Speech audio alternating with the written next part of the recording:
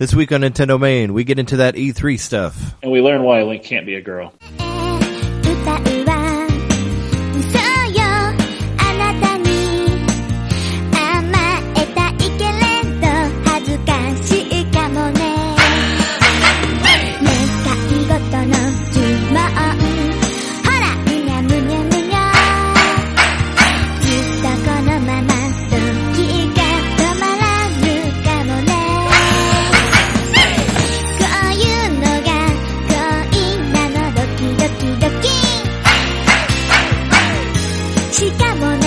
Welcome to NintenDomain, episode 29.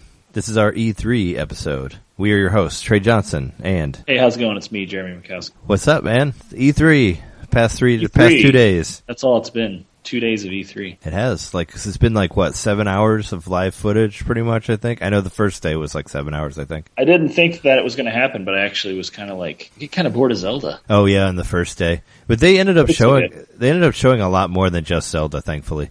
Because the second day was pretty much all stuff that wasn't Zelda, which we're going to talk about in the first part of our show, and then we'll take a break and get to the Zelda stuff as our main topic. But that's mainly what they talked about with Zelda. Well, on the first day, the second day was all other stuff. Small announcement I heard before there was actual live stuff is Stardew Valley's coming to Wii U. I was excited about that. Yeah, there was a press release an announcement that it was going to be developed for all the current gen consoles. So that's really cool. Yeah, that's really cool. I'm excited about that. That's supposed to come out this holiday. So well, now I'm definitely probably going to wait to play it. I've thought about getting it on Steam several times. Yeah, all they need is Undertale now too. Which you played that one already, right? I think we talked about that before. I think episode 2 or 3 we talked about. Yeah, at the beginning.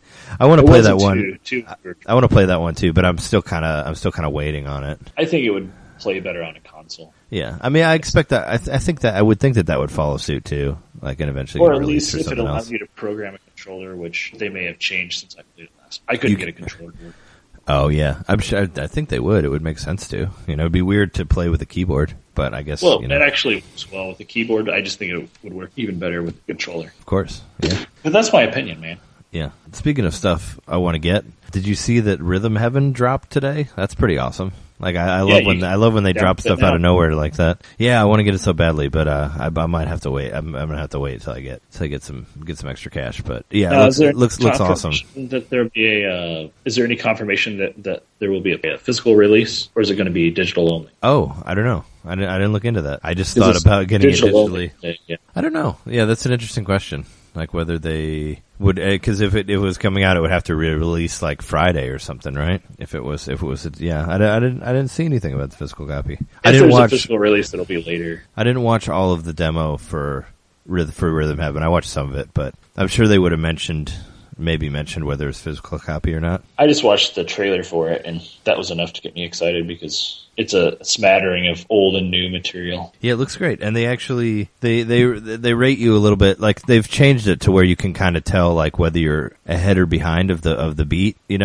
From. I don't know if you noticed in the trailer or read about it. There, on the bottom screen, when you hit the A button, there's these little explosions that happen, either to the left or the right. The left being if you're too early, or if you're a little bit too early. The right being that you're a little too late. And if it's in the middle and it explodes into a rainbow explosion, then you got it right on. And you can also get stars from that as well, to rate you while you're doing that. And the other one, there wasn't really a way to know whether you exactly hit the beat or not. You kind of just had to figure it out. And sometimes it gave you scores that made you question why you got better or why you got worse, than you thought you did. Yeah.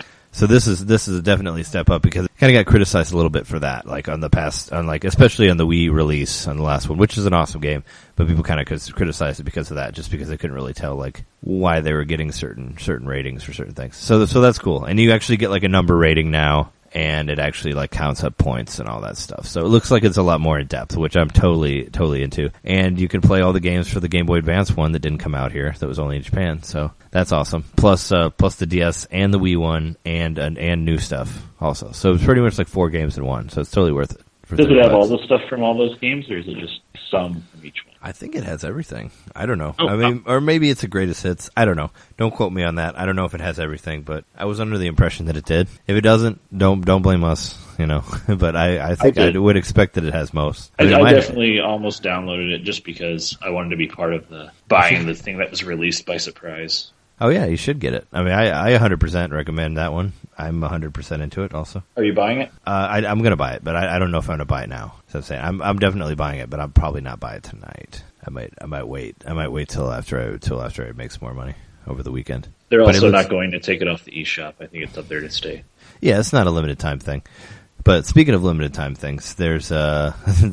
Did you see the Eshop sale? Yeah, the Eshop sale is pretty nice. Got chopped a lot, like 50% on most of it, and you get an extra 10% for being a My Nintendo account member, which is pretty awesome. I saw that. I was really tempted, like I was really close to getting Mario and Luigi Paper Jam for $20 just because it's half off, and I want to play that game eventually. Because it's like I think with the Nintendo discount, it's like $21.99 or something like that. Then you use your points to get the discount on it. I think it just automatically discounts it, like through the eShop, okay. Because you're signed in under your name and it knows that you're on the. You don't use points for it. You just automatically get 10% off for being a My Nintendo member. Oh, cool! And being signed into the eShop, so it automatically adjusts it for you. Is it like 21 something when I looked at it? Yeah, so it should be. Well, it should have adjusted it for you because you're a Nintendo member. Okay. But I looked at it online, like I looked at it on Facebook, there was a list of the sales, and that said like 24 or something. So it had a different price on it. Okay. And that was without the My Nintendo discount. So I think it automatically applies it. Which would have been what, like a 20% discount? Something like that. Like 10%, 20%, something like that. Yeah, I saw Splatoon got a pretty nice price hack, and I'm considering getting that game finally. So like I might end up getting that instead of. Oh sure, yeah, you should get that game. That game's good. Well, they only cut it down like $15, right? I think it's like 40 something. I think. Yeah. I mean, it's still like the cheapest it's ever been. I mean, it's still a game that it's like a successful game. Like they're still selling a lot of copies of it, so they're not going to hack the price too much, But still, it's a good deal. But yeah, it's, I also wanted to buy the two Oracle games because they're discounted to what is it like? Yeah, they're like $3 each. I think something. Yeah, it's really cheap. And those games. I thought about doing that too. About getting both of those. I bought Minish Cap for Jess because it was on sale for like $4. Oh, cool! For the Wii U Virtual Console. Yeah, good call, man. That's a great game. I have that on my Virtual Console. Well, I bought her that for Christmas, like the first Christmas that we were dating. I bought her a Game Boy Advance and Minish Cap for Christmas, which is pretty awesome gift, I think. Oh yeah, that's a nice gift. So, and then you bought her the game again because you're like, she liked it the first time. I'll just try this again. Well, she said she wanted it. She said she wanted to play it on Wii U too. I know. So she would have played it again on the TV. So I was like, all right. Sure. Oh, and it looks great on the TV. All the Game Boy Advance games, I love how they look. Yeah, they look very pretty. All their pixelated glory. They look nice. Totally. So did you watch any of the Pokemon Go stuff? Like I kind of just browsed through the demo of that.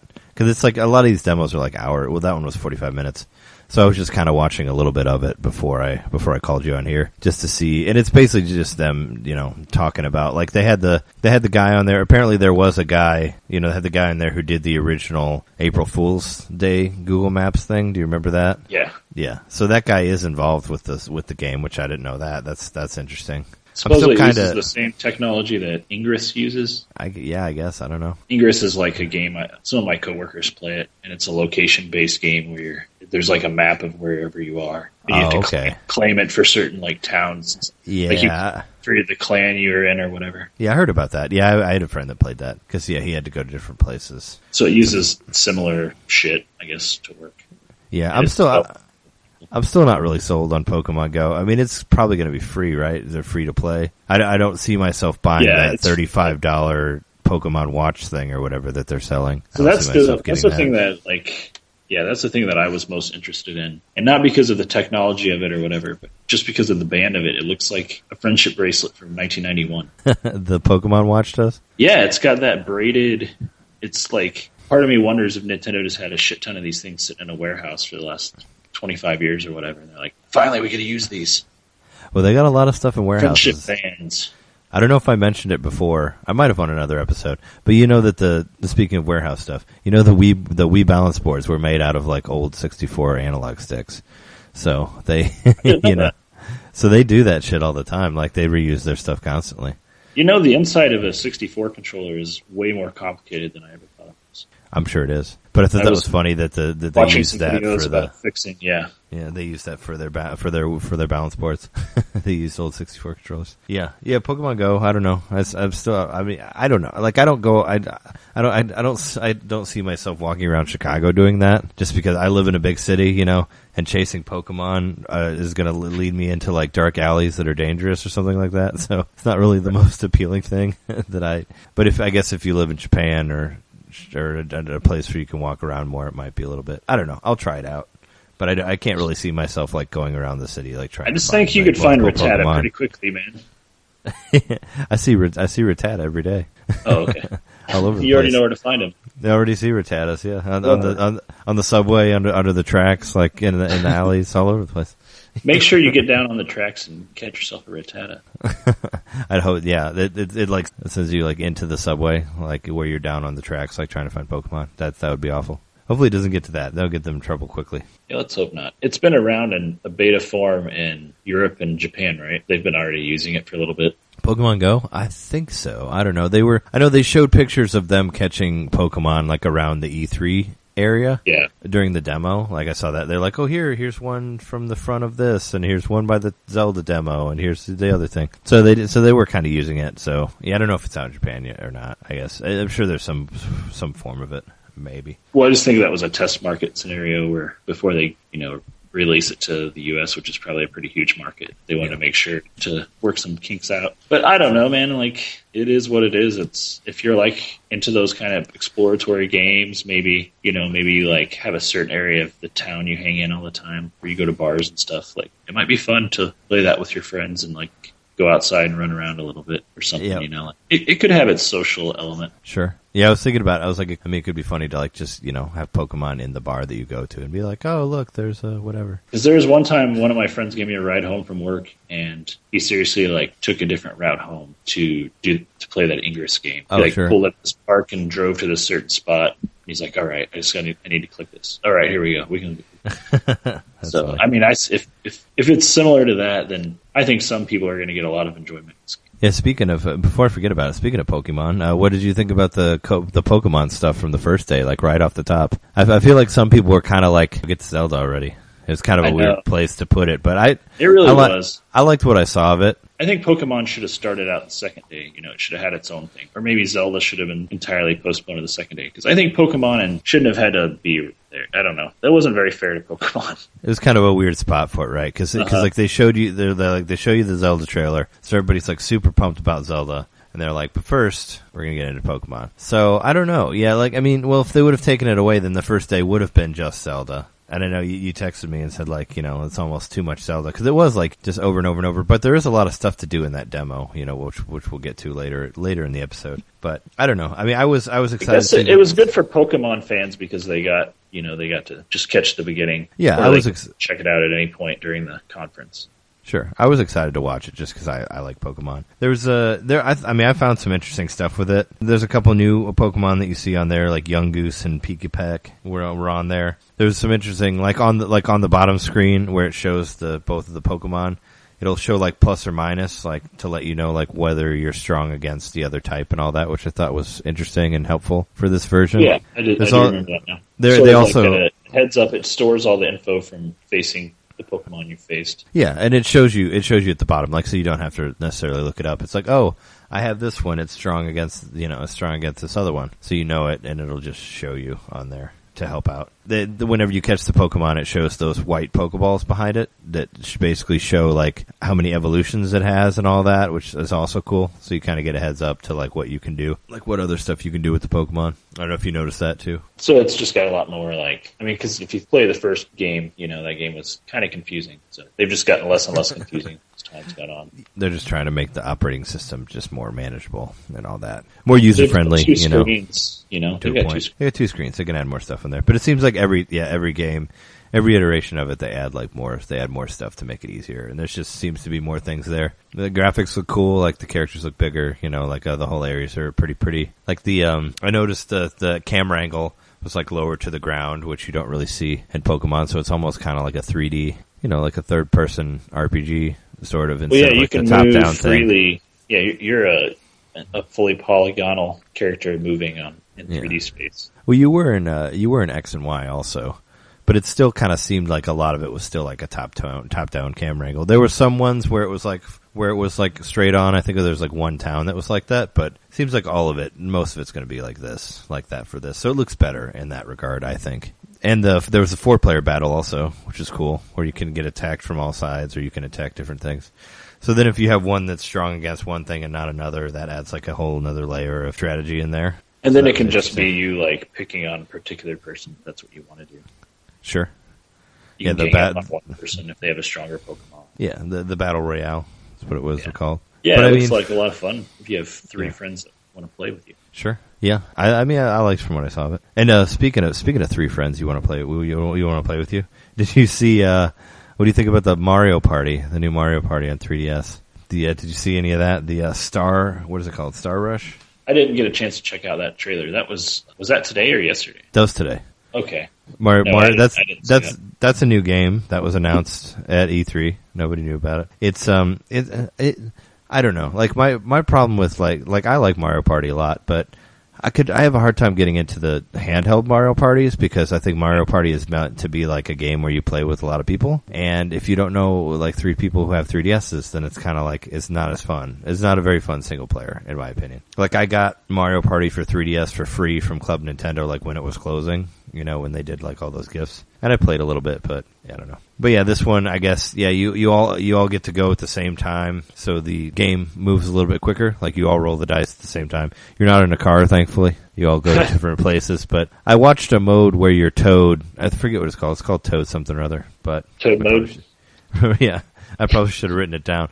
But you're all different colored Toads, and you can meet like characters on the board, like you know from like Mario, Luigi, Peach, or whatever, and you can. You know, they'll become your allies and help you out, and there's different there's bosses that you fight that you get stars from, like for whoever beats the boss, so that type of stuff. It looked kind of fun, but then again, I really wish it had online, but I'm sure it doesn't. I don't understand why none of those games have online. These games are very much meant to be played on a big screen. I mean, it's called Party. It's a party. Yeah, they are, but I mean, if you can have online mode like for Triforce Heroes with like levels that take fairly long, that you have to that take a while that you have to stay connected on, I don't understand why you can't do it for Mario Party. You know, that would change the game so much for me. Like I would be so much more into getting a 3DS version if it had online play. I just don't understand why it doesn't. I mean, I've heard the thing to be like, oh, the levels are too long, but I'm like, well, the levels are pretty long in Triforce Heroes. I think they're long in Federation Force too, and they're still doing that. You know, that doesn't seem like a viable excuse to me, like to not have online. It would just make it a lot more playable for me, or a lot, you know, worth getting if there was an online mode. But the only thing I saw about this game online was that somebody posted a picture saying that the artwork they were using was like from a can of SpaghettiOs. Did you see that? No. Oh, well, somebody had a can of like Mario themed SpaghettiOs. Yeah, I've seen those. Well, sure that was the cover of Mario Party, the new Mario Party. Nice. But it didn't have like, the logo or anything. It was just the same art. There's Mario Campbell soup. That might be what they're referring to. Like there's like a Mario chicken noodle soup that you can buy, which I've bought before. It's not as good as the games at all. It doesn't. Never tried to eat games, but yeah. I did boil a part of a Nintendo once. You did. Their noodle food is not as good as their games are. That's what I'm saying. Yeah, Mario Party. I don't know. It's like I'm like 40% on it. Like as far as excitement, how do you feel about that one? I feel like I didn't know about it that much until you told me. Oh yeah. So you're less excited. I've never been behind Mario Party on mobile. I just don't think. I mean, maybe on mobile it would work actually really well, but as a handheld game, I just don't think it translates well. It doesn't. You need people to be able to watch and be like making sounds and stuff while you're playing. You need the distraction of your environment because that's part of the game. Yeah, I think the fun of the game is sitting in a room with people with controllers and and drinking or doing whatever, and having fun with it. I don't think it works. It doesn't work unless you have a lot more friends that have 3DSs, I guess, which I don't. So I don't know. I'm not. All have a screen, a little tiny screen, instead of like having it projected where everyone see. So I still think that part of the fun of that game, at least for me personally. Oh yeah, totally. Yeah, I'm not really. Yeah, coming with it are some new amiibos, so we got that. If Bethany's listening to this, she'd be very happy to know that there's a Waluigi amiibo finally, her favorite character. Oh wow, which I think is pretty hilarious. Did you see that Waluigi amiibo? There's also a Boo amiibo, which I'm 100% going to buy for Jess because she loves the ghosties from. And that one glows in the Super dark. Mario World. Oh, I don't know. Does it? I didn't. If it did, I pretty didn't sure see the anything about Boo it. amiibo glows in the dark. That's cool. And there's was it Rosalina? They're going to re-release a different version of her, so that'll make it. So, people who wanted Rosalina amiibos too. Oh, okay. I mean, I have one. I waited in line for one, because Rosalina was a Target exclusive, and I waited in line for a couple hours for her. But I know there's people who want it who never got it because it was never re-released or anything, so it's fairly limited. But it's still a variation of the original. Like it's the same character but a different pose. Yeah, it's the Mario Party version of it, so it's not the original one. But I like the Diddy Kong pose. I thought he looked cool, like how he's sitting on the barrel. I mean, I already have a Diddy Kong one. I don't need to buy another one, but it looked interesting. Was there? Does he have a peanut gun? No, he's just sitting on a barrel, but he looks cute. Was there another Wario? There should have been a Wario too, right? For the new Mario Party amiibos, because I don't think he was in. Because the first run, if I remember correctly, the first run was just Yoshi, Mario, Luigi, Bowser, and Peach. I think of the first Mario Party amiibo. Well, I still don't have a Wario amiibo, so I already want the Boo amiibo. It sounds cool to me because it glows. Yeah, the Boo amiibo looks awesome. I might want a Waluigi amiibo because he's Waluigi. He's Waluigi. Why would you not? So, maybe that's the best part of this game being released. Yeah, they didn't. I don't. I mean, you didn't see the trailer, but I was wondering if I was wondering if they went into the. Oh, there's a Daisy also. I'd get Daisy. So there's so the new amiibo for Mario Party are Wario, Waluigi, Daisy, Rosalina, Boo, Donkey Kong, and Diddy Kong. So the Wario one looks pretty cool because he's wearing his his purple and yellow suit, which he's not wearing. Yeah, because he's wearing the WarioWare outfit in the other amiibo on the Smash Brothers one. So he is wearing different clothes, I guess. If you want Wario in another set of clothes, you can get that one. It's the more classic look. So he's all yellow and stuff. Yeah, he's all yellow and purple. But yeah, Waluigi. I'll probably end up getting a Waluigi and a Daisy and a Boo, probably. I'm sure. But look at that. Whenever you get a chance, look at that Diddy Kong one. He's super cute. He's sitting on a barrel. He looks like he's playing drums on his head and his eyes are closed. Is it a DK barrel? Yeah, he's sitting on a DK barrel. Oh, that is. So he looks cool. If you don't have a Diddy Kong one, I think that one looks better than the other one. I don't know, man. I kind of want him to have a peanut. Does the one? I don't think. Does the Smash Brothers one have one? I have it, but I don't remember if it does. If it has the gun. No. No. Nope. He's just got a pee stand. Oh yeah. Yeah. He's just dancing on his hand or whatever. There were new Zelda amiibos, but we'll save that. We'll talk about those when we get to the Zelda part, and they talked about the wolf, of course. So what else? What else was there? There's more Yokai. The Diddy amiibo. I like it. Oh, I'm looking at the Diddy amiibo. He's really cute. Yeah, doesn't he look awesome? I like the design better for it on that one than the old one. But I already have the old one. And I don't need another. Well, they're getting more detailed with their. But he looks amiibo. cool. I think they're moving to more detail. So yeah, I think those were announced. I feel like they announced those at some point on the first day because I saw images of it, but I didn't see an actual video with it on there until the second day. Do you think, what do you think, do you think this would have been a lot better if they would have just done a direct? I know they said they weren't going to have a direct and it was going to be all Zelda, but then it changed. And there were announcements for these new games. Wouldn't you have rather just seen an hour Nintendo Direct? I kind of wish we would have been able to see that. We kind of got to see. They were purposefully avoiding all the production. I think they were wanting to be super casual with their approach to everything. Oh, okay. Yeah, I think you're right. Maybe. I mean, they were taking if I was looking at it from a marketing perspective, they were sort of following a YouTube video style, people just hanging out and talking about games while they're playing them. Kind of like when it showed was it last E3 when they were sitting, Miyamoto and the other guy were sitting playing it. You just watched them play and they were just talking while they were playing it. Oh, you mean that was from one of the video game awards ceremonies. The one where they're sitting by the TV, and that was a couple years ago. But I think that was from Spike. Yeah, that was from the Spike TV Video Game Awards. It was pretty much like that, but it was like that. Yeah, I like that though. Yeah, where they have person playing, and there's a bunch of people in chairs, and they just talk about it. I mean, that's the best way to really I actually prefer watching that than the trailers. Because, like, from what I saw in that Zelda trailer, I didn't know, I probably knew about, like, 10% of that game until I watched people actually playing it. And I'm like, oh, you can do all this shit. I didn't feel like it really explained a lot, like, in that particular trailer. So I like the to watch trailer reminded me a little bit of the Chrono Cross trailer. I watched it several times. In a sense, it was really epic, like, the way the music was, and then it ended on, like, boom. Oh, God, sure. It's very well. But the music's really cool, dynamic. Yeah. I don't know. I highly recommend the Zelda trailer because the music's cool. Yeah, so I put a link to the Zelda trailer on our Facebook channel. So if you don't know where to find it, you can find it on there. I think but I feel like anybody who knew anything about Zelda reposted it on whatever Facebook channel that they have or whatever, It was the top it's all over the place. YouTube today. Did you like seeing Box Boy? Did you watch any of that stuff? I'm sure you saw that, right? The sequel to Box Boy. Yeah. I didn't get a chance to watch anything about it yet, unfortunately. I did see it was announced. Well, I just remember you said you liked Box Boy. Like it was. I do like Box Boy. It was a mention in our top games of last year. Yeah, I'm happy we're getting the sequel. I guess I was under the impression that we already knew we were getting the sequel. I was just waiting to hear about it. Yeah, I don't think we had a date or anything, though. I mean, I don't think it's completely out of the blue. I think people already knew there was a sequel.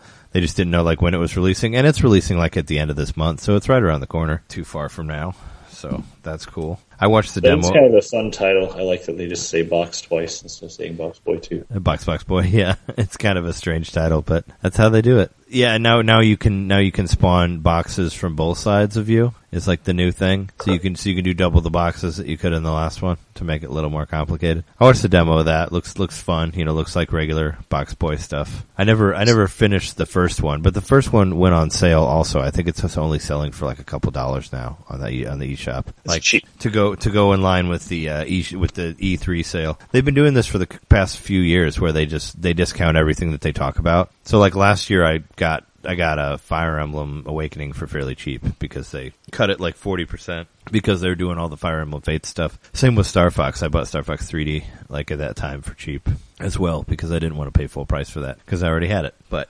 it's a good time to pick stuff up like that. So it's kind of interesting that what was it?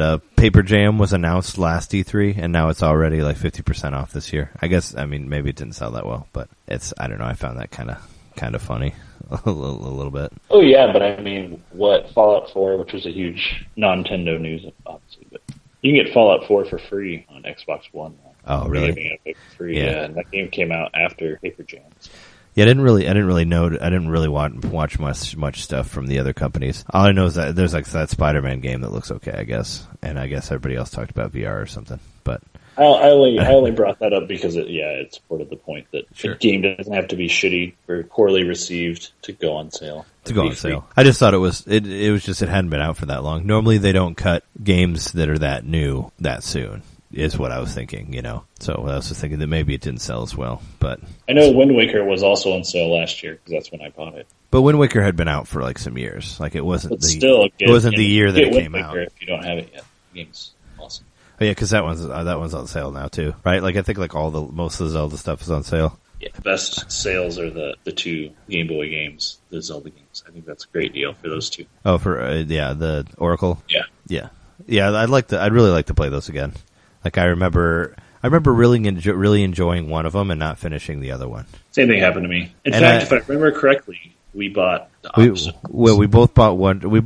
We each bought one and then traded them when they came out. And I thought about doing an episode about those in the future. But I remember we bought both of them, and I think it was Seasons that I played first. And you got Ages, right? Correct. And I enjoyed Seasons a lot more than Ages. But I listened to a podcast somewhere where a guy was talking about, he said they were his favorite Zeldas, and he said that they were both modeled after different types of Zelda games. Like one of them was more modeled after the old school Zelda games where there's like no real direction. Like they kind of just put you in there and you go and try to find it on your own. And the other one was supposed to be more of like a modern adaptation of Zelda. That's why they can play differently. Is what he said. And I loved Ages. I played all the way through that, but I couldn't get. I had a hard time getting into Seasons, so we were the complete opposite. Yeah, but I'd totally love to get into it again. I've been. I have Link's Awakening. I never beat that game. I always kind of wanted to. I think I got stuck in like one of the very last dungeons, like on the copy that I bought from Europe, like way back when. I'd like to get through that one at some point, but yeah, that Oracle sale sounds pretty awesome. There's just too much stuff to get for me right now. But speaking of Paper Mario, did you watch any of the Color Splash stuff? I watched the demo for it. Well, I saw there was finally a release date. That's what I was happy about. Yeah, it's in October. I'm still not really sold on that game. I think I'm kind of like 60%. I think it looks fucking gorgeous. Like, I think it looks beautiful, but it does very much look like another Sticker Star, like 100%. Like, the maps look like Sticker Star. The fights are like Sticker Star. From what I can tell, there's no experience points, so battles are useless again. So it's kind of like, it really irks me because there's parts that, because I watched, like, from watching the demo of it, there's some really, really, really gorgeous stuff in there. There's these really cool Japanese art parts that are like in the special moves. There's a part where you like ride a dragon, like with holding a cheeseburger in front of it, and just all this weird like Japanese stuff that I love, you know, from Paper Mario games. I just wish they wouldn't have like murked the battle system so much, you know, to where it's like doesn't really matter to fight anybody. So I don't know. I'm still kind of divided on that one. It just like looks so pretty that it's almost. It looks fantastic, man. I'm watching the trailer. Yeah, it almost looks like too pretty to pass on, but. Man, I wish that they would have left the RPG stuff in there. Cause it really cause there's really no point in battling anybody because you don't get anything from it. All you do is like lose your paint and then you have to get your paint back. You know, it's the same in Sticker Star. Was knowing about Sticker Stars. Like if you fight somebody, all you do is lose your stickers. So there's no reason to fight anybody at all, aside from the bosses, because you have to save your stickers for the bosses. And there was also particular bosses where if you didn't have a specific sticker, you couldn't beat them, which made it incredibly annoying. And it kind of looks like this one might kind of be like that too. So I don't know. I'll wait on it. but I do think it looks gorgeous. I just hope it plays well, I guess. It looks fantastic, like I just said. It looks like every time one of these games comes out, people are like, this looks like paper. This really looks like paper. Well, this one's HD too, and it just looks, so I watched the cutscenes and it just looks like so good. This it really looks like a diorama that someone made. Yeah, it looks really, really good with the extra hardware power and all that. So I don't know. I have to wait on that one. But you should, totally watch the demos of all of these, like of any game that you're interested in, because they'll actually get into like some of the nitty gritty stuff of the gameplay, and I find it interesting. And they had like one of the designers, like this lady who's like one of the main designers of it, were on there, and she was talking about why they did whatever. They didn't really get into like why they took the RPG stuff out, but it does look cool though. Be out in a couple months, so there's another one for the end of the year, October. Something to look forward to. Yeah, it's something to look forward to. I just hope it ends up being good and not like Sticker Star, which ended up just being a disappointment for me, which I got into before. One thing I do think looks pretty awesome is that Ever Oasis game that I saw. That was completely new IP that we didn't know about until today. Yeah, completely new IP, directed by the guy who created the Mana series, Secret of Mana on Super Nintendo. He's the director of that. Plus, like all the other ones, there was a sequel, Sword of Mana on Game Boy Advance was one, and there was a DS one as well. But there's like 10 different ones of them, I guess. There's like PlayStation 1, PlayStation 2. I have one of the Mana games on DS. You probably have the DS one then. It's a Japanese copy of it because... Yeah, I remember you could buy the import, and it's not region locked. No, and the import was super cheap. It was like $8 or $9, I think. And it was some special deal on this website, and IGN published an article like, you can get this game now for $9.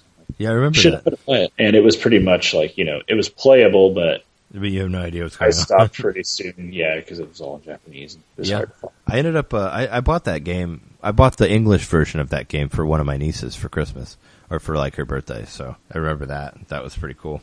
I forget which one it was though. It was there's even a Japanese iOS game called Rise of Mana that's free to play, which just came out like a couple years ago. But this guy also did Mystic Quest, which I find impressive. Children of Mana was the one that he did on DS. Was the one that you got the Japanese version of.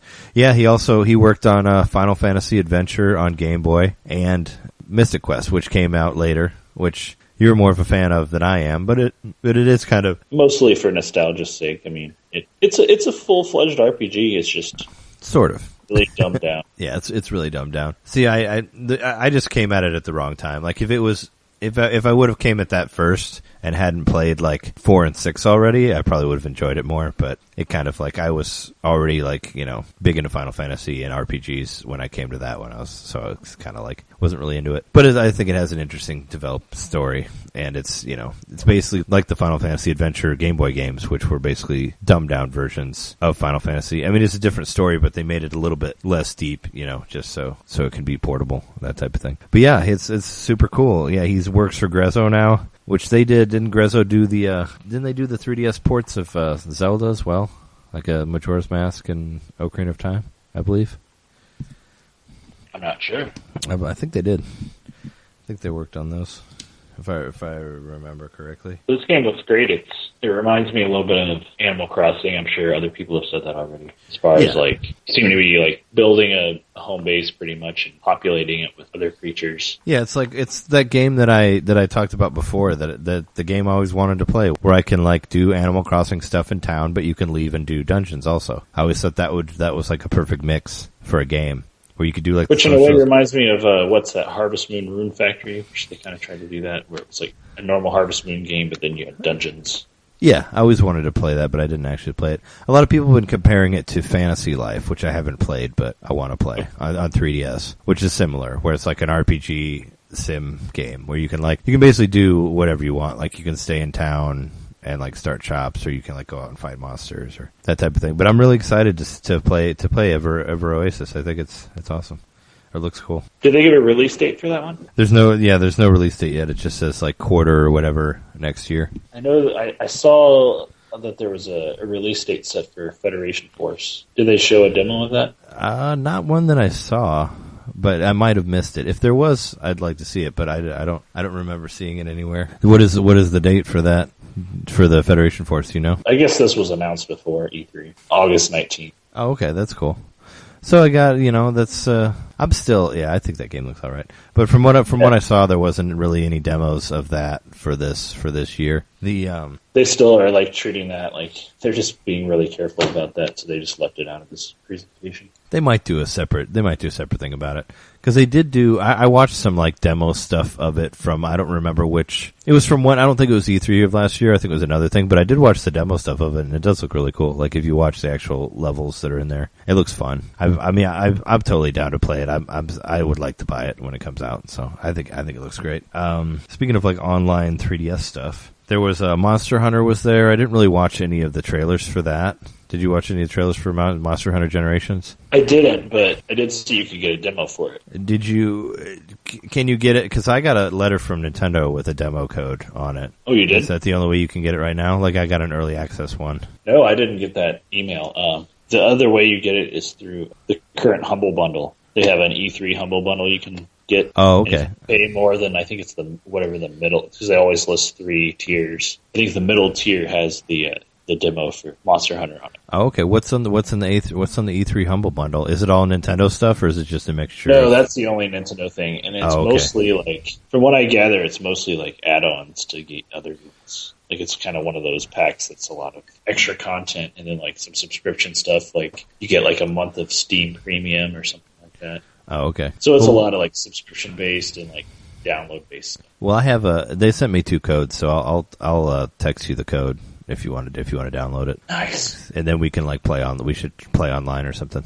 at some point. Try it out. Yeah, man. I've been Monster Hunter is kind of like, it's like Dragon Quest in Japan. It's like almost as popular, if not more popular. And I love Dragon Quest, but I haven't gotten there with Monster Hunter yet. But I'm trying to. I really am. But it's I'm not that good at it. The game's pretty hard, but it seems like each iteration of it makes it a little bit easier. I was like really, really close to almost buying Monster Hunter 4 Ultimate for 3DS for a while, because that one keeps going on sale. But I think I'll buy Generations when that one comes out, and try to get into it again. I have Monster Hunter 3 or Monster Hunter Tri for Wii and Wii U, both versions. I played the Wii one longer than the Wii U one, but the Wii U one was on sale for like $5, so I picked it up on there also. And I think I only paid like $10 for the Wii one. But I don't know. That's one of those games that like I wish that I was more into than I am, because it's huge in Japan. I just haven't got into it yet. But didn't it start out on the PlayStation? Was it originally on PlayStation? Monster Hunter? I think so. Maybe. Yeah. I don't know. It sounds about right. I'm sure it did. Also, is Generations, is it a compilation kind of game, or is it a completely new entry? No, it's not a compilation thing. It's a new entry, but it's supposed Generations, which makes me. Well, in Japan, it's called Monster Hunter Cross. Okay, is what it's called. So, like Monster Hunter X, you know. And they were already like getting this. They were getting this game before like we got 4. Yeah, the Monster Hunter Cross has been out in Japan for like a year, for like over a year now. Like the version of the one that we're getting has been out over there for a long time. Because I was listening to, whenever I first started listening to 8-4 Play, like they were talking about Monster Hunter all the time, because that's what... First Monster Hunter was PlayStation 2. It was? Okay. In 2004. All right, yeah, that makes sense. But there was one released for the Wii. And yeah, because there's the Wii one, but I think but now they seem to be strictly like 3DS based now, because that's... You know, that sells really well in Japan, and everybody likes that. Then they just like directly port it to the consoles. Yeah, and then they do the cross play thing, which is nice. Well, they did it for Monster Hunter 3, but 4 wasn't on consoles, and I don't think Generations will be either. Oh, you don't think it'll be on X? But 3 had that. I don't know. Probably not. I mean, it seems to be work better as a portable game than a console game. I don't know. We'll see. I guess there was a trailer for the new Just Dance, and it said for Nintendo and X on it. So there's another game they got on there. I saw an interview with was it EA? It was one of those. It might have been EA. It was one of the companies that normally, it was either EA or Ubisoft. They're saying that they felt like Nintendo, that the NX was kind of going to be, they said it's going to capture the family market like the Wii did, from what they've heard of development kits that they have. Oh right, I saw that. So that's kind of that kind of scares me. It's Blue Ocean all over again. Yeah, I'm like, motion controls. Well, Link is using his right hand for the swords now. Which I was actually wondering, which I was going to say when we got Zelda shit.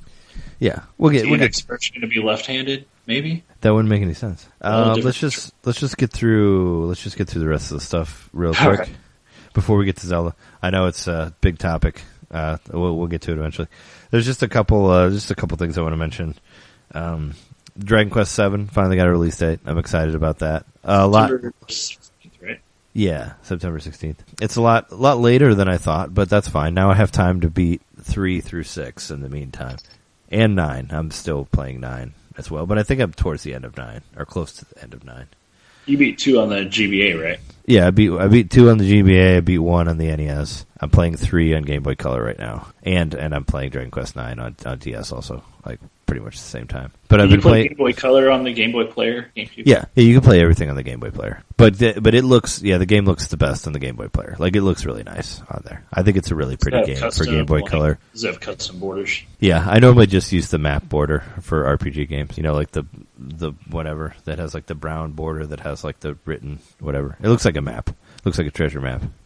But that got a release. Was it Yokai Watch 2 got a release? Was Yokai Watch 1 isn't like discounted, is it, on the eShop? I don't think it is. Because that's a game I still want to play, really. It just wasn't necessarily rated high enough for me to pay full price for it, but I still would really like to play it because I think it's an interesting idea, and I like the idea of like collecting ghosts. You know, and they're kind of like gremlin ghosts that go around and like mess with things. And I think it's a cool story, you know, from what I heard of it. And I really want to play the first one. You know, if it gets cheaper, I'd like to buy it. But Yokai Watch 2 looks cool.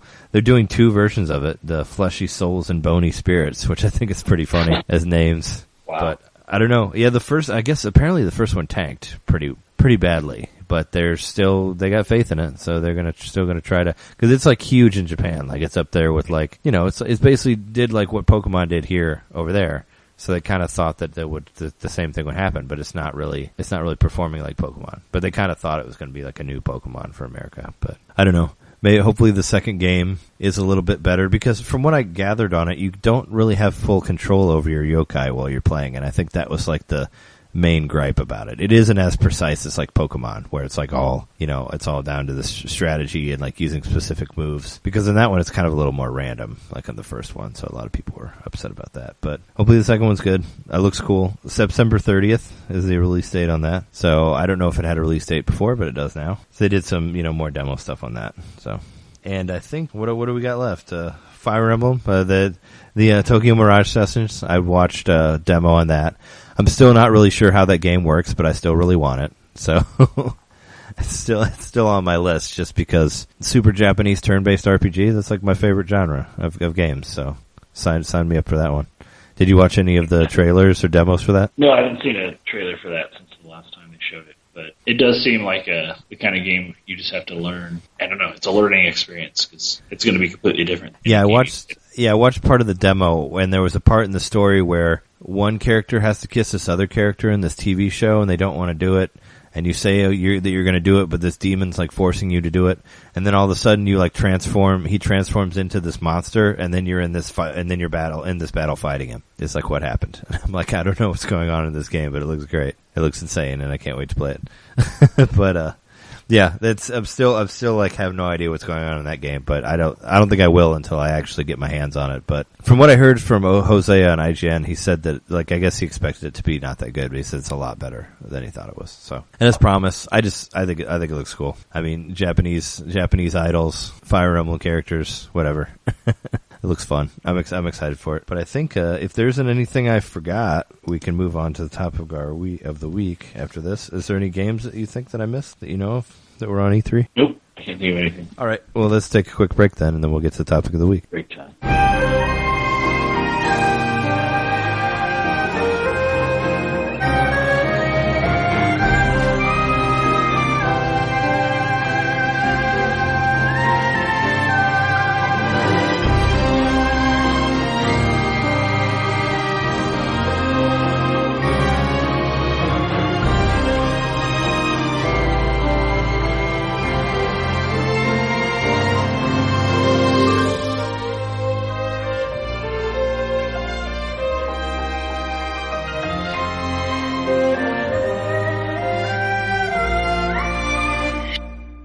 Zelda Wii U. We finally got to see it. What do you think? Well, they certainly weren't kidding when they said we're going to see a lot of this game. Yeah, I think the timing was kind of weird on the first day where like it was like one Zelda thing after another Zelda thing after another Zelda thing. Maybe if they mixed it up with the other stuff that we saw today, it would have been a little bit better and felt like too much Zelda. But I absolutely loved watching them play it though. Like watching like. Because the game is fucking gorgeous. Like it looks beautiful. It looks like an anime. Like we were watching it with Jess, and she's like, "Yeah, that looks like an anime movie." You know, because it's like art style is incredible. Like you could burn grass now. That's awesome. You know, like it's insane. And then use wind to control the burn. Yeah. That was I watched where you can like where the wind can like. Where the fire can like just keep going through the grass, like to another. You can set up like chain reactions. Like I liked Bill Trennan when he set off those bombs, or when he set off the barrel. Did you see that? Yeah, where he made kind of a fuse out of other items. He like threw a couple clubs next to the fire and blew himself up because it like one burned to another and burned to like all these explosive barrels, and then he exploded. I did like when his time limit ran out because he forgot to turn that feature off. Oh yeah. Did you hear, I don't know if this is true or not, but I saw online that somebody tried to steal the demo, like tried to put it on an SD card and got caught. I did see a rumor about that. I thought somebody was trying to, I don't know, maybe they like jumped in the menu and like tried to copy it. I don't know. Or maybe they had some sort of, it doesn't surprise me. I'm sure somebody would be in there trying to get a hold of the demo. I really wish they would have. I mean, they don't, but it would be so cool if they would release it like as a free demo, like right now. I thought they were going to that plateau thing. That would be so cool. It's just like so much shit you can do in there. I mean, hopefully we cover everything like from what we saw, but yeah, like, you're basically, you can loot now, you know, you could find like, you have to find clothes, you know. Did you notice, did you, like right off the bat when they started playing, I noticed the temperature gauge, which they got into later, but you saw that in the corner, right? Where they'll tell you like how heavy, you have to like put on a quilted shirt if you go into the cold, or you'll start to lose health. You can actually, as long as you have a, I watched them playing like they were showing like what you can do. You can eat hot peppers to keep yourself warm while not wearing the quilted shirt. And cool. if you have a torch, if you have a lit torch, that'll keep you warm also. As long as you're near fire, you can stay warm without wearing specific clothes. So if you light a torch on fire and carry that around, that'll keep you warm. So I was watching Audrey Drake from IGN who works for, or it used to be from IGN, works for Nintendo now. She was running around in the winter area with shirtless Link, and just showing like what you could do to keep him alive while he's just wearing his underwear, which is pretty cool. But yeah, she got into like you can eat the berries, or you could eat the hot peppers to keep him warm, and you can also, if you have the torch, he'll stay warm. Building a fire also helps, which I thought was really cool. Where you can like all you have to do is hit the flint like next to the wood, and you can collect wood and all that, and it'll automatically make a fire. I was going to say, because there was a whole lot of gossip going around online that you could be either male or female lead character. Yeah, that was a rumor. I saw, like, right after I saw the beginning part of everything, and then they did the first, like, the break. So I started going to other sites while I was waiting for the next, for them to play more. Sure. I saw several different articles on the internet that were like, why Link can't be a girl, exposés or whatever about it. And my first thought was like, oh, because he's not wearing a shirt, right? Is that what they're going to say? And no, all those articles that I've checked out are a little more, they go more into them wanting to maintain the character they've had the whole time and all that stuff. Sure. I think they could easily do it. Since it's a different Link every generation, it could be a female easily, no big deal. Especially in a game like this that they're saying is not completely story driven. Like, there is a story, but you can beat the game without getting full story. Well, I want there to be a story. I mean, I don't want it to be. Oh, we all. I understand they're taking like inspirations from Skyrim and all that, but I don't really, I don't really like Skyrim, so I don't want it to get too Skyrim. I want it to still be like Zelda, I want it to still be like interesting and like have creative characters and all that.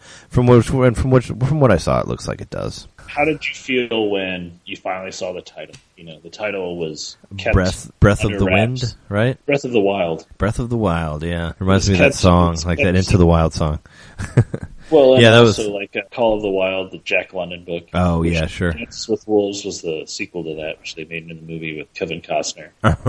Nice. But also, Breath being like, wind, reminds me of Wind. Which Wind of the Wild does have some shit in it that definitely makes me think of Wind Waker.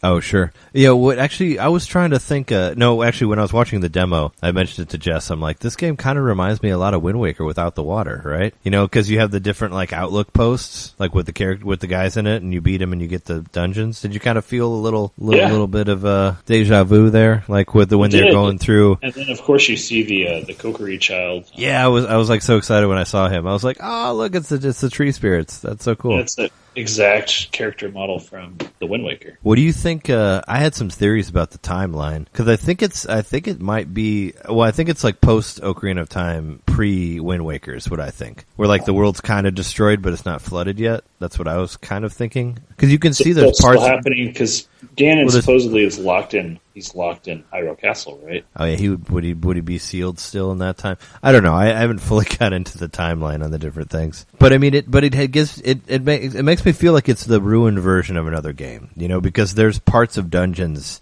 that you can go into that are destroyed, but there's still like a room there or like a hallway. You could see that, and I'm pretty sure that temple is the Temple of Time. The one that he looked at, the one that you could see on the horizon, the temple that they saw. I'm pretty sure that's the Temple of Time. Well, they said it was. Death Mountain's there. Yep. I mean, Death Mountain is there, but there's and then there's like that broken wall area that could be like one of the bridges. I don't know, or maybe it's post like Twilight Princess or something. But it's definitely like online where like there's these two like twin mountains off in the distance you can see from the plateau, and they're the same as the art in the first Zelda game. The Japanese release. Yeah, they mentioned that through the demo. One of the demos, they mentioned that beginning part where he like sits on the cliff and it goes around. That was inspired by that old picture of Link, like from the 80s.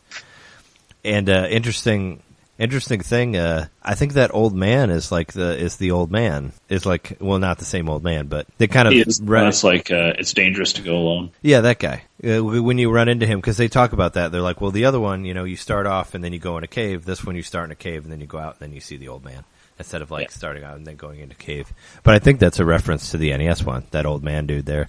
Which when I first saw him, I was like, I wonder if that's a Link too. Because I don't know if you played. Did you play enough of? Well, you played Link Between Worlds, of course, right, on 3DS. Yeah. Did you find Link? Like you know that Link is in there. Like the Link from A Link to the Past is like that old guy that you talked to about the Street Pass battles and all that. So I thought maybe they were doing that again. You know, where like there's a Link, an older Link, and maybe that's that guy that's hanging out. That's maybe all he did was just alone. Monitor your shrine to make sure it didn't get destroyed. Sure. And he's like the only real person in that demo, aside from like the monk guys from the from the shrine. Which they certainly don't seem like real people. They're like statuesque. Yeah. They don't even move their mouth when they speak. There's a little bit of voice acting in the beginning there. Yeah. I'm wondering how much there's going to be. I hope that like for the main big scenes they'll do it. You know, like for the major like dramatic points. Because obviously the old man, they're not going to have everybody have voice acting. The old man isn't talking. The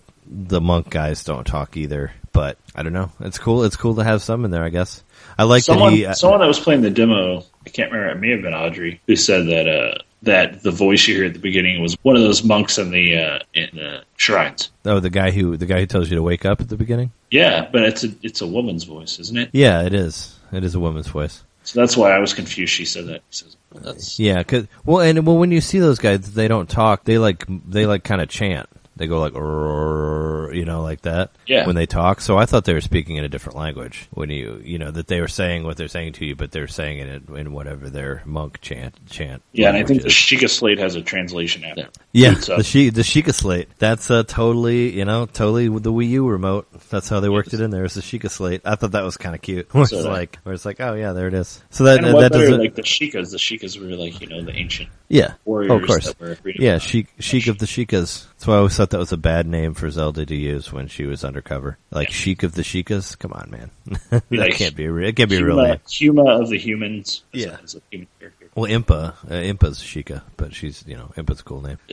Yeah, the Sheikah Slate looks super cool. I guess you can upgrade it in different ways. Can you use it to open shrines? You get that magnetic ability where you can pick shit up. Oh yeah, that looks really cool too. Yeah, the magnet where you can move metal stuff. It's called magnesis or something like that, or magnesia. Yeah, it's magnesis. Yeah. It's either magnesis or magnesia. It's not magnesia. It's not magnesia. That's milk of magnesia, which is used to cure diarrhea. Oh, sure. Yeah, that's a cool weapon. So Ganon is the villain of this, right? Like they haven't really hidden that at all. No, and you'll see that in the monks that speak to you in the shrines. They mention how they're there to help out the hero that wants to destroy Ganon. So they're specifically suspended in the temples to aid you in destroying Ganon. So he destroyed the world, right? That's the reason everything's broken? That's what the old man tells you when you exit the cave, that 100 years ago, Calamity Ganon appeared. So this is Super Ganon, I guess. Calamity Ganon. He's a cousin to Calamity Jane from Death Race 2000. I don't know, maybe.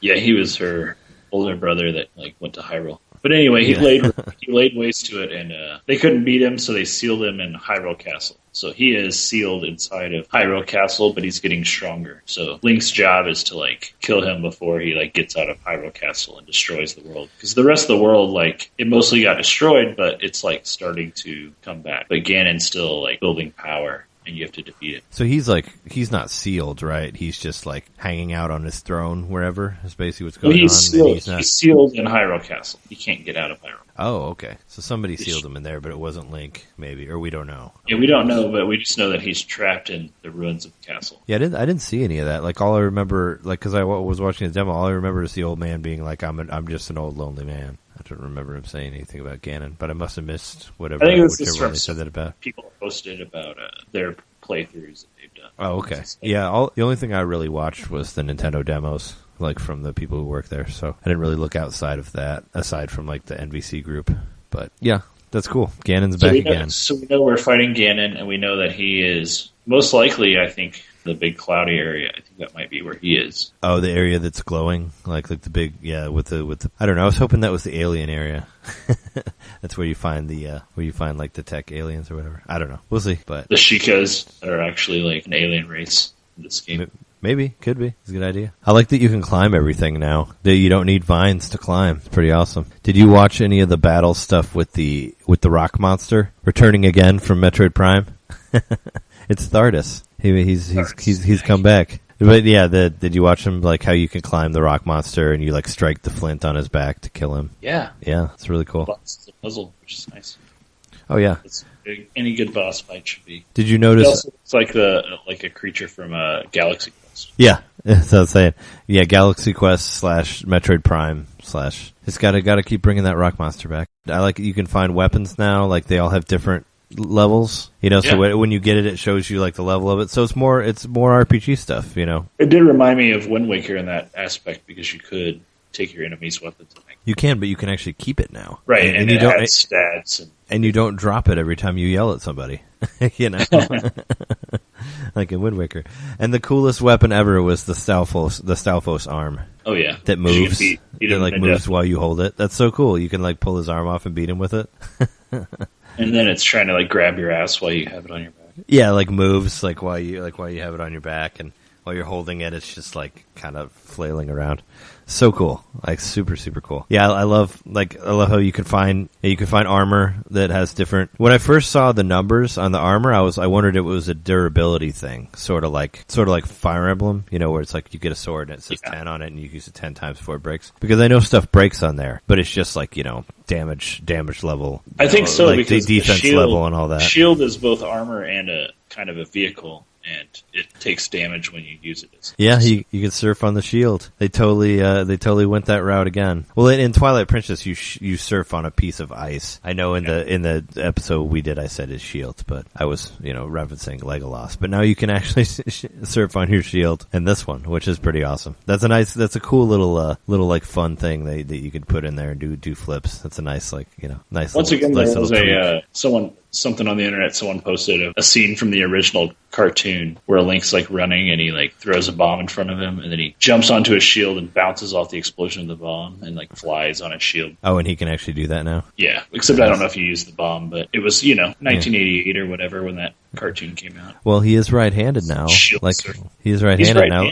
like he was in the cartoon. He was right-handed in the cartoon. Maybe they'll turn his hair to brown also, and he'll just say, "Excuse me, princess," and then we'll have an awful game. Maybe that's why he's not, you don't have the voice acting yet. His very first line is when he sees princess. Well, excuse me, princess. Yeah. Yeah. Thankfully it's not like that. The game is so pretty though. And this game, I don't know if you've ever played the game Crystalis on NES.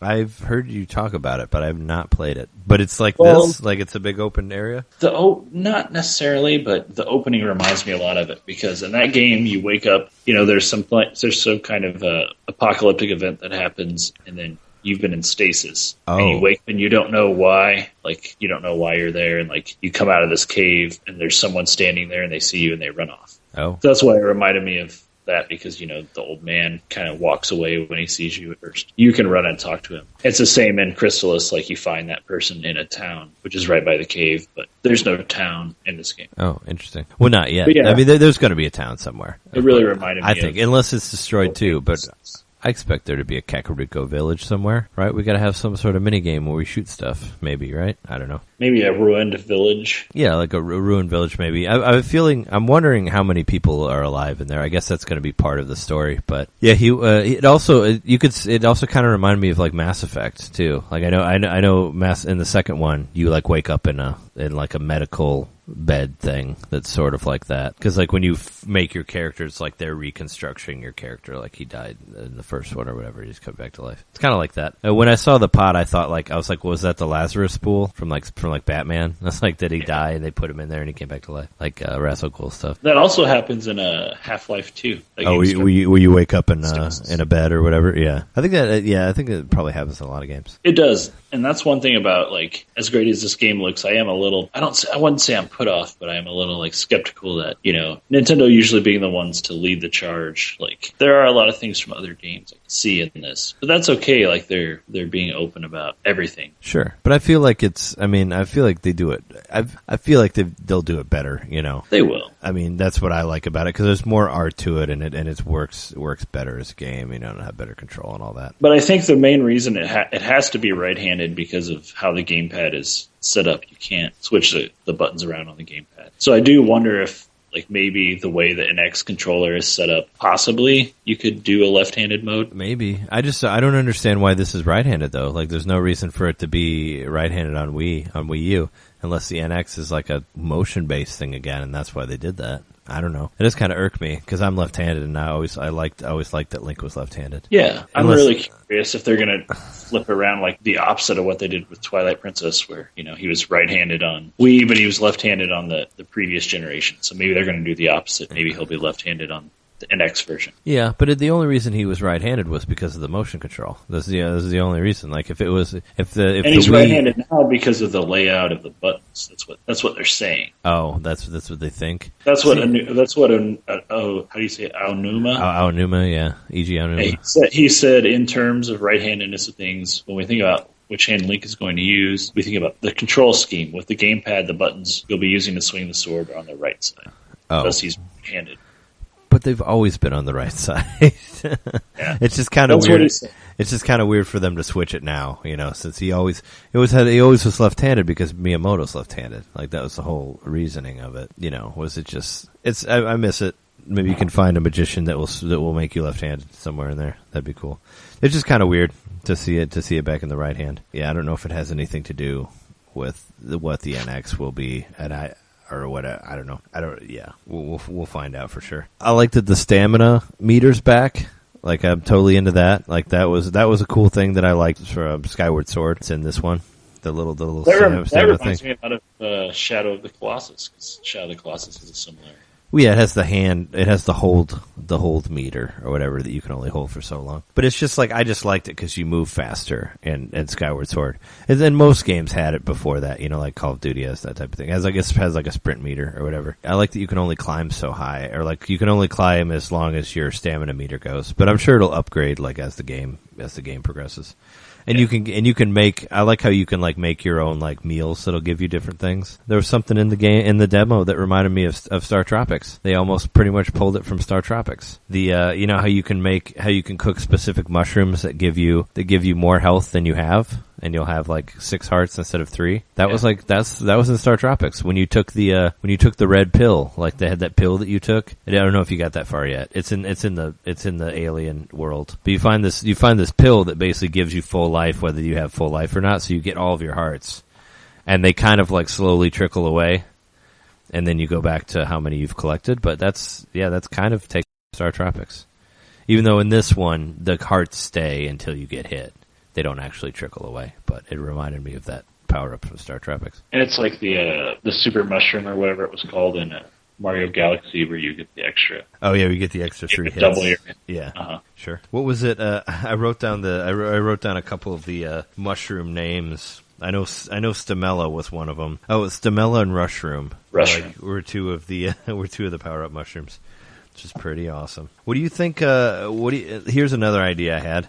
What do you think of it's like I thought that, when he woke up in his little pod area or whatever, it seemed kind of sci-fi-y for Zelda, which I thought was cool. Like it's kind of science fiction-y, like the pod area that he wakes up in.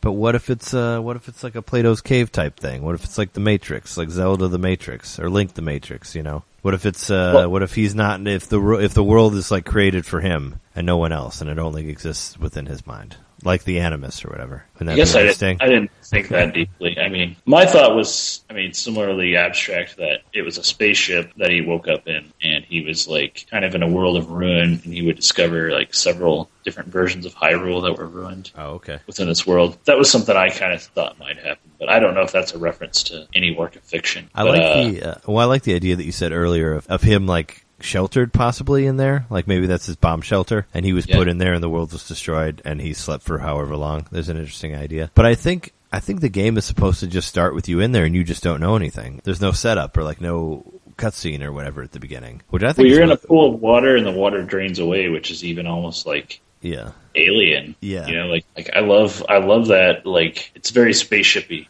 that the water drains away and you come from suspended animation. You travel a really long distance. Oh, or sure. A lot of time has passed, and like think about like 2001 where like he wakes up and like everyone else is dead. That was in suspended animation, like all this shit happens and you just like you don't even know what's happening. You just wake up with him. Oh yeah. And so like that's what this reminds me of. Like you just wake up with Link and he's like, Yeah. I don't know what the fuck's going on. Sure. I was just in a pool with my shirt off. Now I'm Yeah. running around collecting apples. Yeah, and killing bokoblins or whatever. Yeah, I don't know. I was gonna say, I really like the idea of, because I heard that they're not gonna do like an opening cinematic or anything like that for this. They're just gonna drop you right in there, which would be interesting for Zelda, because they haven't done that since the first game. But I think, do you think that? But I think that's a good thing.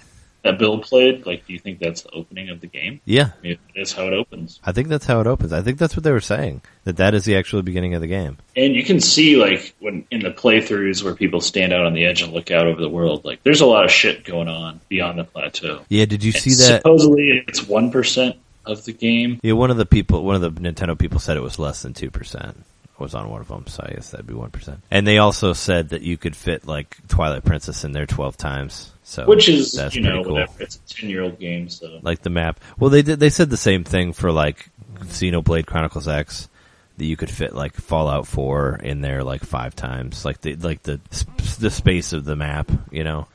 Which I believe, because Xenoblade Chronicles X is huge. But I mean, I like that idea. That's cool. And did you notice that area with the glowing pink lights? Like when you're looking around, there's like this sort of like, it almost kind of looks like a blob of goo that's like glowing pink, like it's radioactive. I want to know what's there. Like that, I thought that was the most interesting thing of the skyline that I saw, because there's Death Mountain, and you can see like the snow. I like the snow on the mountains and all that. Like, and there's different areas with different latitudes, temperatures. Yeah. And they also talked about the weather changing, but they didn't do anything yet. Like, because they said that there could be like some severe weather that you might have to deal with. I'd like to see that also. If there's like like tornadoes or lightning storms or whatever, like, can you get struck by lightning? Like, that's pretty cool. I'd really like it if it played off of the Wind Waker thing, and you eventually were kind of controlling the weather. Oh, yeah. That'd be Sure. pretty sweet. Hey, you never know. It could be. That could be part of your Sheikah slate. You eventually control the weather. You just have to download the app. Yeah. Yeah. You gotta hook it back up to the ship that you got there in, or whatever. But yeah, looks super cool. We saw the choo-choos are in there. Yeah. Their eyes like blow away when they die. I thought that was kind of crazy looking. Can you collect the eyes? No, you can't collect the eyes. But you can make, you can make potions. I don't know if you can, well, I know you can make potions jelly. out of stuff. Yeah, the choo-choo jelly was in Wind Waker, but I know you can make potions out of like butterflies and stuff like that in the new one. I saw like bugs on trees and, stuff like that. This game really does reference like a lot of Zelda games, because, if you remember correctly, Twilight Princess was like supposed to be kind of like Beastmaster Link. Oh, you could sure. like talk to animals. You dealt with animals a lot in that game. So they're bringing that back. Like, the animals are important to the story, I think. Sure. And all the wildlife. So that's pretty cool. Like, the world is populated with passive and aggressive mobs. You're not just dealing with kill everything you see. Yeah. I have a theory that, so you see the moblins, however you say them, the particular moblins they are, but they're all like kind of like prehistoric looking. I don't know if you noticed that. Like, they're wearing like loincloths. Oh, yeah. Yeah. So I do wonder if, as you approach like wherever Ganon is trapped, if they start to be more organized, maybe like even more civilized. Like, maybe you'll eventually get to like a Mokoblin city or something. Oh yeah, that'd be cool. Where they're not like so primitive, because they're not living on the outskirts of everything. So maybe you're starting out kind of in the boonies, the ruins of Hyrule, and then like you get off the plateau, and that's when the world that's actually continued to exist, and after the apocalyptic event. After the destruction, yeah. Yeah, maybe you'll see like the civilizations that have risen up to take over the space. Yeah, that'd be cool. Maybe there's peaceful Mokoblins, maybe there's like a monster village like there was in A Link to the Past. Like, they weren't all nice, but some of them were. Oh, sure. Yeah, I don't know. Or I was thinking like Twilight Princess, there's like, there's areas where they're like, the Moblins are like gathered together. There's like, fort structures, or there's like that. There's a like Wild West town that you went to, and like, stuff like that where they were kind of like living there. Like, I'm sure you'd at least see something similar to that. But I like that idea that you're getting at with like, different areas where people, where maybe they're a little more civilized depending on where you come to. That's almost sounds like a Star Trek game or something, which I would love to play. Where there's, where they have like the different planets that have the different, have progressed like. And what if ways. like, we saw the size of the map, and I certainly didn't think that, Plateau was a small part of the map, but it didn't look like 2% of the map. It looked like more than that. What if there is like a dark world that has the same map or whatever, like, that we don't know about yet, where there is that alternate timeline, or maybe he goes back in time or forward in time, Yeah, I thought about maybe. Yeah, I was thinking like maybe you can go back in time and see like things when they were not destroyed.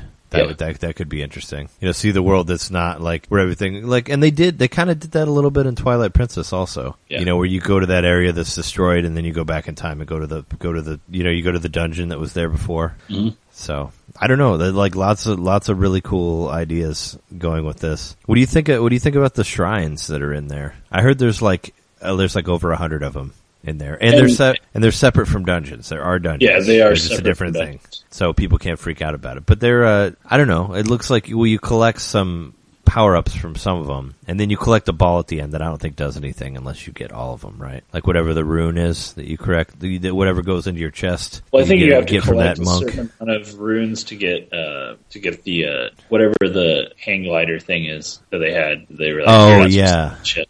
So I think you have to collect a certain amount of items from shrines before you trade them to the old man for the hang glider thing, and you can get off the plateau to the next one. Okay. Okay, well that makes sense. That's what I read.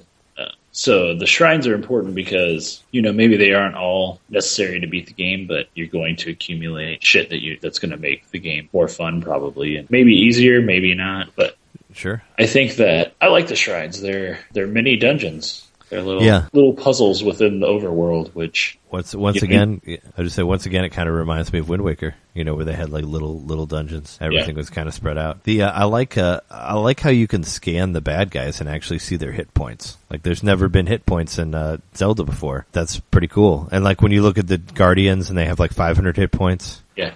And there's actually like life bars and all that. I like that. I dig that. That's cool. That's really cool. You can scan them with the Sheikah Slate. It's a very progressive Zelda game. It's very much trying to exist in the modern landscape of video games. They are taking, very early on in the very first demo they showed when Bill was playing, he was saying, this time we're using technology also. It's not just magic. Yeah, it's kind whether or not it's like Star Trek, like you said, we don't necessarily know, or maybe more like Star Wars, actually, where it's like, technically this stuff is depicted as technology, but it's magical. Oh, sure. Well, I think it's, what I was thinking of is like Final Fantasy, like Magitech. Yeah. Like Final Fantasy VI. We have the magic and technology is combined, and it's steampunk, It is steampunk, 6 was steampunk and 7 was more like cyberpunk, but they still, that type of thing. Kind of reminded me of that, which is cool, as I like those games. Before we forget, I was going to say, speaking of like Twilight Princess, they unveiled like what the amiibo does, what Wolf-Link amiibo does. You can summon a buddy, a wolf buddy, to hang out with you that will stay with you until he dies. Which kind of reminds me of Fallout a little bit, honestly. Oh yeah, because he has a dog, right? Mm-hmm. Yeah. Dog meat. I wish that you could. I wish there was a way for you to heal your wolf friend while he's there, so you could have him stick around later. Like you can't give him like the steak that you find. You can't feed steak to your dog. To your. I was thinking there should just be like a line of amiibo you can buy to feed the dog.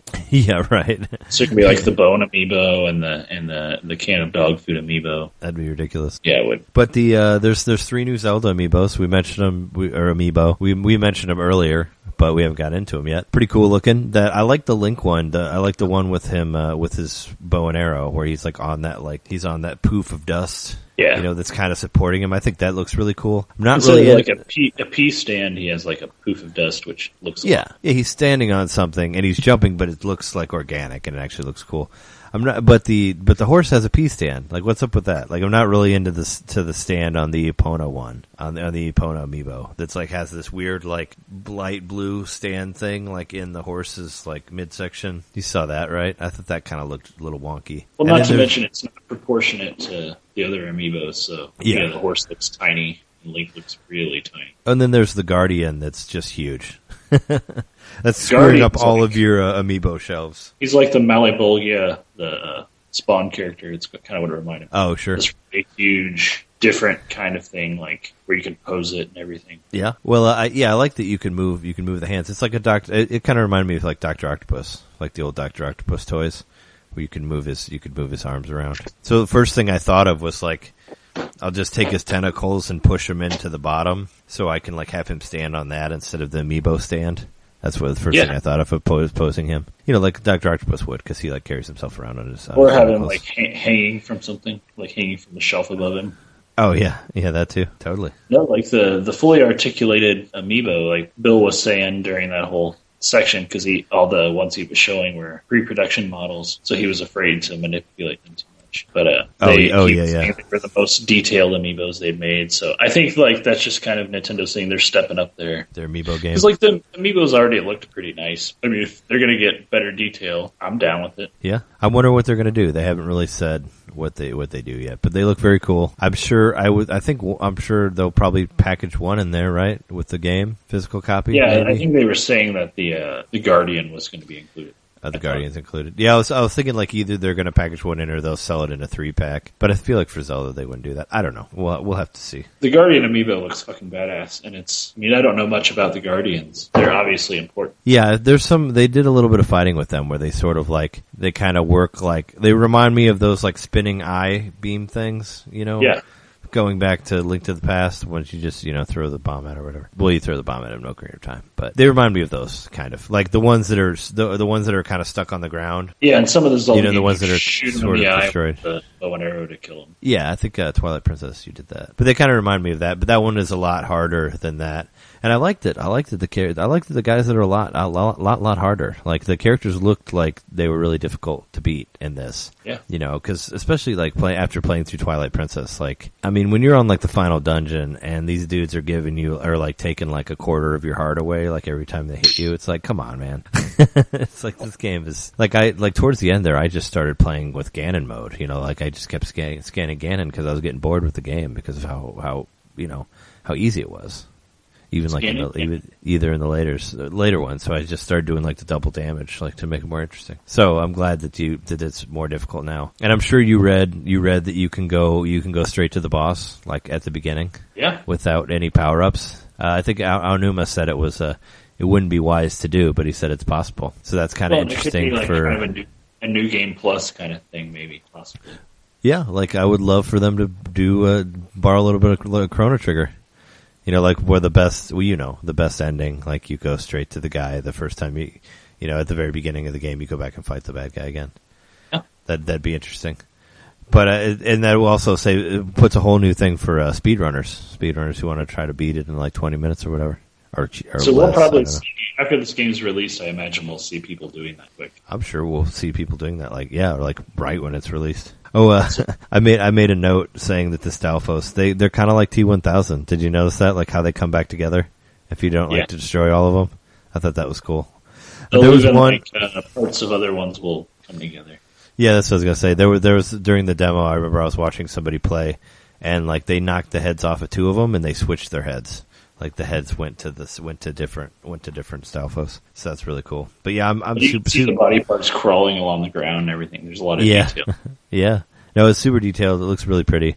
I'm really excited for it. I mean, I understand why they spent so much time with it, just because there's so much details to go over, and there's just a lot of things that you can do that they can do different demos about. Like they did like demos, like I said, they did like sections that was just about like temperature. There's sections that's just about like food and like weapons and enemies and stuff. Did you notice that there's like an audio meter at the bottom? Did you catch that? That little purple circle? No. That shows like it basically shows sound waves. That shows like how much stealth stuff, right? Yeah. It shows like how much noise you're making, which I thought that was really cool. Nobody mentioned that out of all the demos. Was that there's I remember them mentioning that as they were like approaching a goblin camp. They said something about it. Oh, they said something about it. From what I saw, I didn't see it. I like the temperature gauge that goes down when you're in the ice area. I think we already mentioned that, but I was just gonna mention it again. Did you notice that the map's like kind of like topographic, where like the shading changes depending on like what height you're at? Did you catch that? Yeah. Like the map in the corner, like it'll be like dark and then it'll get lighter, like the higher you climb. I thought that was really cool. Nice, more details. I really like that you can make marks on the map. Like, I know that's a pretty common thing nowadays, but in Zelda games that hasn't happened since. Well, they kind of have it since the DS ones. Remakes. Yeah, but Phantom Hourglass had the first one where you could make notes on the map and stuff. So you would know to return to that area later. If you were sitting on a plateau, you could find different points of interest you want to run to. Yeah, you can do the you can drop a pin, which you've been able to do in a lot of games, but previous to this, like especially like Grand Theft Auto games, always had that in there. But I'm glad that Zelda finally has it. They finally have where you can drop like like the pink pin, the blue pin, all that. So you can run around and do whatever you want to do, and you always know like your original location you were planning on going. Yeah. So you can get distracted, but still have something to remind you like where you want. I really, unfortunately, our friend of the show, John Knitter, he's actually in Michigan right now. He's visiting his family, so he was unable to make it to E3. So we don't have a correspondent there. But I would love to play that demo. That demo looks like so much fun. I read someone posted something about it on Reddit today that played the demo. And they were pretty much just saying kind of like what we would expect to hear. This is a great game, but I'm a little like uncomfortable because it doesn't feel like Zelda. Like it doesn't feel like every other Zelda game. So, I mean, not that it's a bad game, but there's that like certain sense in me that's like, I'm afraid, like, I mean, are we still going to get to like hang out in a village and talk to people and pick up chickens and stuff? Yeah, and pick up chickens and float, and I mean, they haven't showed. Yeah, there's a lot. They showed a lot of stuff, but they also didn't show a lot of stuff. Like I feel like there has to be towns somewhere that you go to. There has to be some people living other than the old man, right? At least I hope.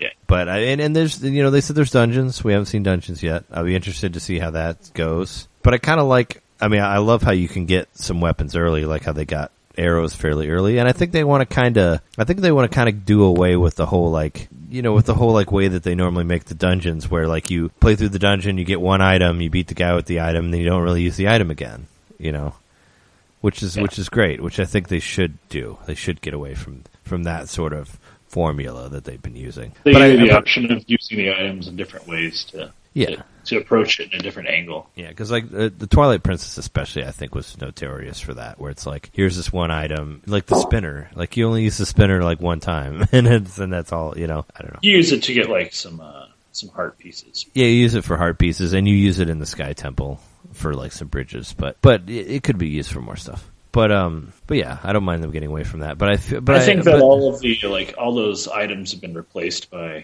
the slate. So I think the shit you download to your slate is going to be those items, those like critical, more contextual items. Sure. Yeah, like the magnesium and all that. Yeah. The milk of magnesia. Yeah, milk of magnesia. But I think for anybody who says that, I say like, be patient. Like, be optimistic on this. I'm pretty sure you're going to get your Zelda stuff in there as well. They're just taking a different way with it, and I think it looks gorgeous, and I'm totally, be cautiously optimistic about it. But I'm totally on board. I think it's awesome. They're able to show so much shit in 7 hours, that's a lot of time. Oh, yeah. With different people playing and, like, still not leave that initial area, And everybody that was playing was kind of trying to, like... They all play different, yeah. Do different stuff, like... Yeah, I mean, that's pretty incredible that what we're seeing is barely scratching the surface, and there's still so much to explore. Yeah, definitely. And so many different weapon variations, like I like that, like the axes and the pitchforks and...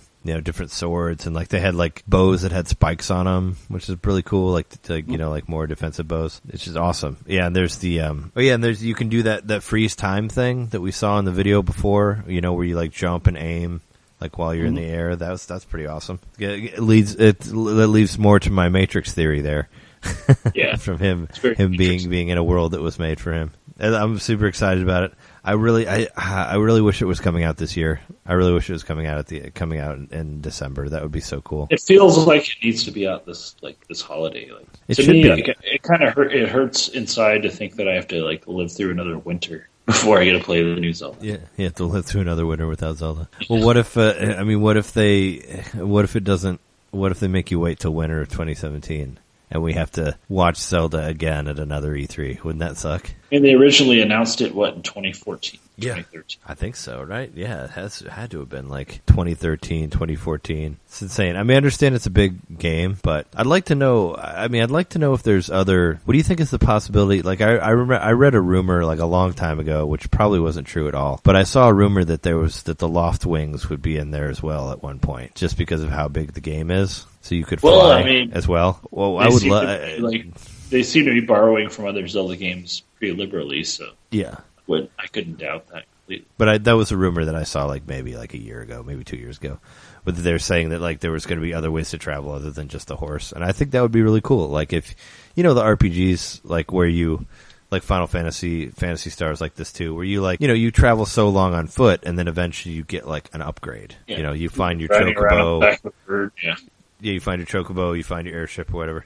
Which, speaking of chocobos, I forgot to say this earlier, but the same dude who made like Mystic Quest and all that, he created chocobos and Moogles also. He's the guy who made that shit. Yeah, he created Moogles and chocobos for Final Fantasy. The dude who's doing Ever Oasis, so that's pretty Staples. awesome. Yeah, pretty amazing. It looks like you're not going to get items from the grass. No, looks like but all of your healing comes from food, and then money comes from selling the items you get, which we don't know how that works yet. But apparently, you're going to get to some sort of civilization, or at least some kind of dispensary machine that lets you sell items for some kind of currency. There was no sign of rupees in there. Like no rupees, no hearts. Yeah, no hearts, no rupees. Interesting. Yeah, no sign of rupees, no sign of hearts. I don't think I saw any clay pots to break yet. Right? There's clay pots to break. Are there clay pots? But there's nothing in it. Yeah, because when Audrey was playing, she was like, I could break these clay pots, but I'm just not going to because I don't have to. Oh, okay. I remember she was using the magnet thing to pull like the treasure chest to her, which I thought was really cool. And there's the different forms of bombs. Like, we didn't mention that. Like, there's the square bomb and the circle bomb. Yeah. And you can roll the circle bombs down hills, like to get people. That was really cool. Square bombs remain stationary, and then there's remote bombs. So there's you can detonate them whenever you want. Oh yeah, as well, which is pretty awesome. They're all on a cooldown, so they're not a finite item. Yeah, it's kind of like the item meter from Link Between Worlds. They're kind of bringing that back, which is cool. And you can hunt for food. You can kill. There's like wildlife that you can kill and cook, like for steaks and all that. And when you find like settlements of the Moblins, you can steal their food as well. Where they have stuff like, which while we were watching this, Jess mentioned to me that the meat on the bone that's cooking, it looks like the meat from the first game from NES. Yep, grumble. The what? Grumble. Grumble, yeah. She's like, oh, that looks like the one like from the NES, the meat part. So that's cool. Yeah, there's rocks you can mine. Like, did you see that? Like, there's like ore. Yeah, that's pretty cool. You can get like, you can get a hammer too, right? I think I saw him with a hammer at one point, with like a sledgehammer type thing. So yeah, all sorts of different cool weapons. So there's a little bit of Minecraft in there. Yeah, sort of. Well, there's like getting weapons and stuff. I don't think you can build worlds, but I think you could get like ore to build better weapons and stuff. Oh, sure. Yeah, definitely. It's cool. I really did. I mean, I may have mentioned it before, but I was happy to see the return of the leaf glider, or whatever you want to call it. The leaf. I mean, that thing is amazing. Like, I loved it in Wind Waker, just being able to jump off, go somewhere quickly. Sure. There's also like the magical. There's also the other version of it where you can create wind. Did you see? Like, I forget who was playing, and you're using like the leaf where you're just blowing it at the sailboat to make the sailboat move. I thought that was pretty funny. Yeah, we didn't mention. So you're gonna find like pretty much vehicles. Like, you're gonna find a boat just hanging out. So you're not carrying a boat with you like in the first Zelda, but. Oh yeah, they mentioned that too, where it's like, well, wouldn't have fit in his pocket, but you can find stuff like that. And then like that's where the physics come to play, because you look and you see there's like these pegs keeping it stationary, so you have to blow it away from the pegs to get it out of its dock and get it moving. So that's pretty cool. Sure. We didn't mention you can chop the trees down, but that's puzzle solving. Yeah, we didn't mention that. Yeah, you can chop trees down, create bridges, which was in the trailer. But it's really, it's not really just cool. like over like cliffs, but you can also like chop a tree down and it'll land in the water, then float. Oh yeah, you can also make firewood out of it, like like the same way you would in Harvest Moon, where you can hammer at the stump and it'll turn into firewood that you can keep with you. Which did remind me of Minecraft as well. Oh sure, well it reminded me of the Harvest Moon 64. That's what you did for lumber, like to build your house or. Put fences in your farm. But yeah, it's kind of a similar thing. But yeah, you can change Link's outfit at any point. So if you want to run around shirtless all the time, you can. You get, like I said, you can run around in the cold with the torch, and you'll be fine. But I like that. You can run around with no shoes. But then eventually you get like pants that have shoes. I was wondering if there's like, if you get to a part that has like, do you get to an area that has like broken glass, like that he can't walk in, like without shoes? Maybe. I was wondering about that, or like a area with like a magma area with like hot, where the ground's hot and you can't walk on it, or like if you get to Death Mountain, do you have to like take your clothes off to not lose damage? You have to walk through there in your shorts, and the other way around. Like if you wear the quilted one, like you sweat too much. I don't know. Dehydrated. Yeah, you get dehydrated. I don't know. Yeah, super excited for it. I wish it was coming out sooner. It's but yeah, definitely deep as fuck. Deep as fuck, totally. Yeah, lots of stuff to do. Like, just, I would love to get some hours with that demo. It'd just be so much fun to just run around and see what you could find. Cause I do like when they say, like, silly collectibles like apples. Like, you may not think they're a big deal, but then you're in a dungeon and you're running low on life and you have your apples. They save your life. Yeah, I think they only give you like a quarter of a heart or something. They don't give you a whole lot, but still. Any of those items could be super important at the right time, even if they just seem trivial when you're running around collecting items. Like, seems like you should grab everything you see. Sure. And we didn't mention you can jump anytime you want. Oh yeah, we should have. Yeah, jump button. What the fuck, man? Crazy new Zelda world with jumps. So no more rolling? We can't roll anymore? Rolls are gone, from what I heard. Yeah. People that played the demo set on. There's no rolling, so that kind of looks people off. No more automatic jumping. I always kind of liked the automatic jumping. Automatic jump is gone. Something that was originally, like, to get past, like, the amount of inputs they had became, like, a critical part of Zelda, the auto jump. Yeah, they're taking it away because the jump is so important. Like, they want it to be timing based. So it's more of a platformer in that sense. Like, there's probably going to be a platformy sections. Sure. Yeah. But you could jump whenever you wanted, and I've read a lot of things that said, like, the only other time you could do this was in Zelda 2. You could jump anytime you wanted once you got the Rock Feather and Link's Awakening. So that had a jump button, too, in a way. Oh, yeah. Oh, yeah, Link's Awakening has the Rock's Feather. Yep. So that was, there was jumping in that. But not since then. Have you really seen that? The art style. Jess actually told me this, because I didn't know, the gouache. Do you know what gouache is? I don't know what gouache is. It's a type of art. Like, it's like a acrylic and watercolor type thing. Is that the open air they were talking about? Open air art style? Yeah, it's like the painting style that it's based off of. She actually she told me about it while we were watching the demo. But yeah, it's interesting that they have it based off of it's where you like that type of art. Where you're like painting your landscape while you're actually out in the landscape. I'm not sure. I think that's kind of how they described it. Well, she was talking particular about like the paint style, the paint that you use, like the type of paint is like a combination of acrylic and watercolor paints. It's gouache painting. Oh.